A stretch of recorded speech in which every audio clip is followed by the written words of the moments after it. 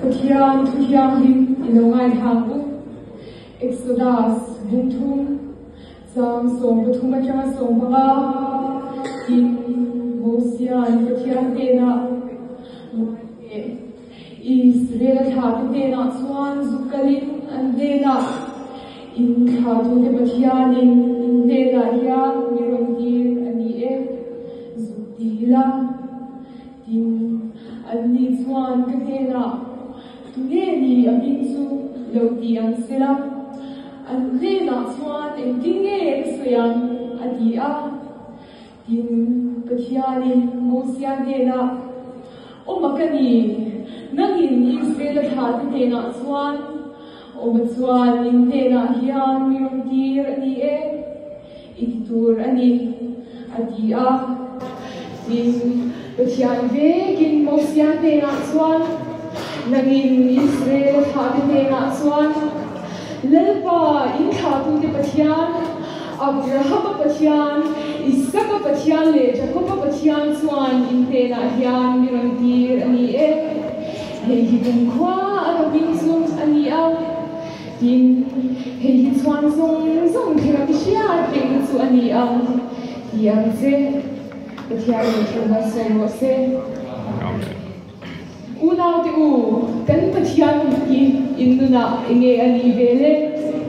ubalen uya shaseli kan Pathian umatsungsang asiahit ilongay hamu umatsu auma umsong siam tu aniya ing mauma ani titu lupa aniya Amaksu ani mu theile khoi thei oma le lo ya na na thinglawa ke ga oma lo rin na thing heklo ka le lo hian dan ashilawa zu shingun sha ta ya lama ani rin sa tar mi kwalo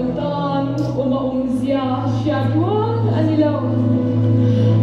yega ko kuite no taka kun min son sana sunga na fong lai ko in kachilung sunga awa matsukakia leng chi lung lai atuiral nile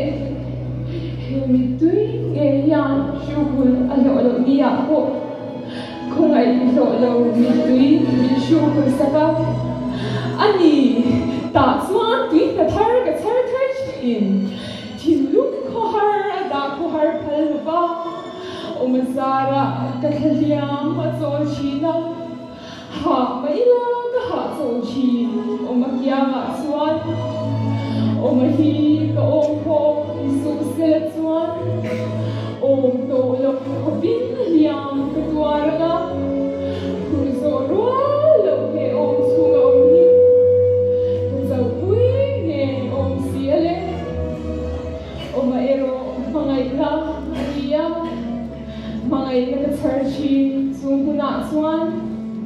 Ama sukatan ngay man uma ania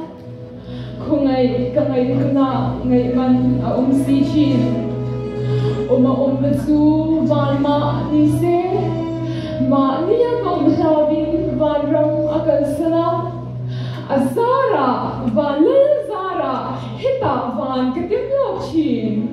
ma ni su pohi tagaminom tirtu su ania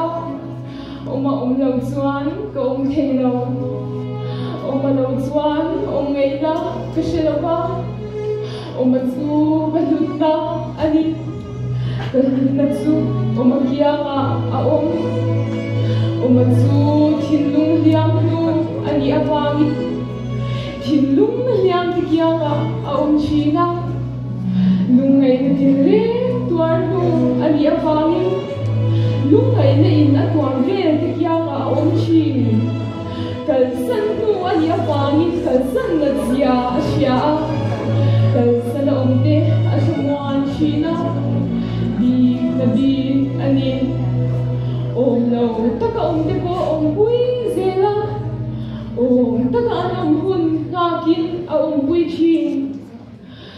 kyang hi ka na tur ani a ne la ka sen kun swal ngai te po ka shilo hia zo ka de a